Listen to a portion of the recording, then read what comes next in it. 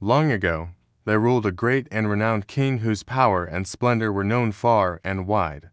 The walls of his palace were made of marble, golden chandeliers hung from the ceilings, and his court echoed with discussions of knowledge and justice.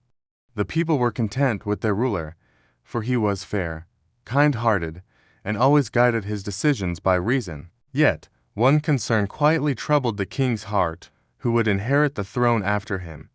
He had two sons. Both were young, handsome, and strong. Sadly, both lacked wisdom and understanding.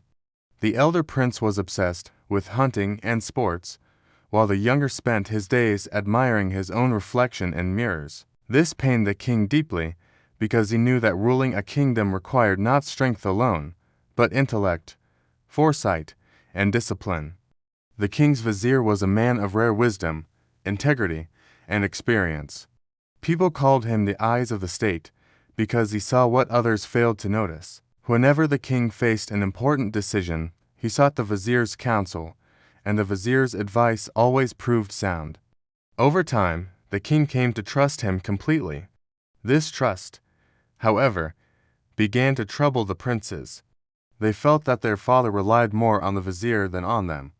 One day, the brothers sat together, voicing their frustration. "The vizier has come between us and our father," the elder said.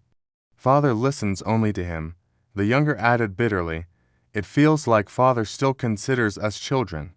At this rate, the throne will never be ours." Fueled by resentment, they went to their mother, the queen. She was gentle but emotional, and the princes carefully poisoned her thoughts with their complaints. Eventually, she agreed to speak to the king.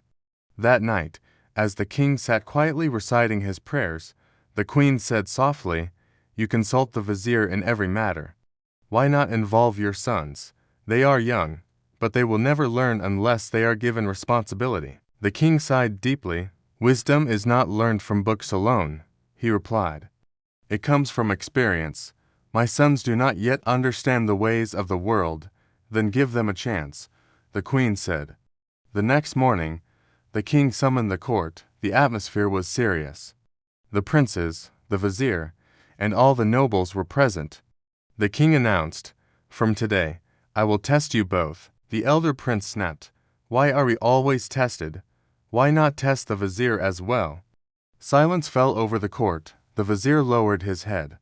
Calmly, the king replied, "You are not yet equal to the vizier in wisdom or experience. But if this is what you want, then tomorrow he too will be tested. On one condition: if you lose, you must apologize to him and accept him as your teacher." The princes agreed without hesitation.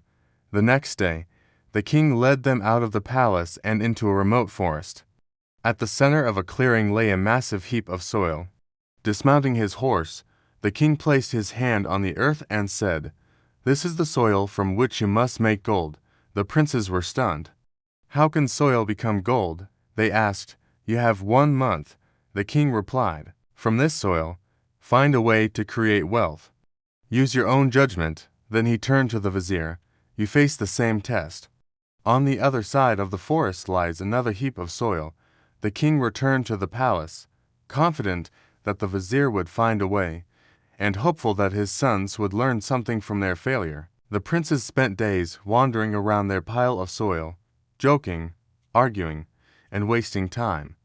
They spoke of lies, tricks, and shortcuts, never understanding the true purpose of the test. The vizier, however, studied the soil carefully. He understood that land itself was a divine blessing.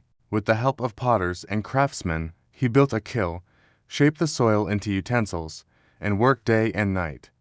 Slowly, the worthless soil became beautiful pottery, ready for the market. As weeks passed, despair overtook the princes, while life and productivity flourished on the vizier's side. When the month ended, the king brought his sons to see the result. Where once there had been soil, there now stood stacks of finely crafted pots, glowing in the sunlight like gold. "This," said the king, "is the difference between ignorance and wisdom. You saw soil as worthless. The vizier saw potential. The princes were ashamed. They realized the test was never about gold, but about vision, effort, and humility. True to their promise, they apologized to the vizier and accepted him as their teacher. The vizier forgave them and said, "The day a person admits his mistake is the day his reform begins." From that day on, the princes learned governance, justice, and humility under the vizier's guidance. Over time, they changed. Their arrogance faded, and wisdom took its place. Years later, when the king handed over the kingdom, he said, "I have seen soil turn into gold." Not only the soil of the earth, but the soil of the human heart. The kingdom prospered, and the lesson remained: wisdom comes from experience. Pride is the greatest ignorance. Humility is the greatest intelligence. And when intention is pure, even soil can turn into gold.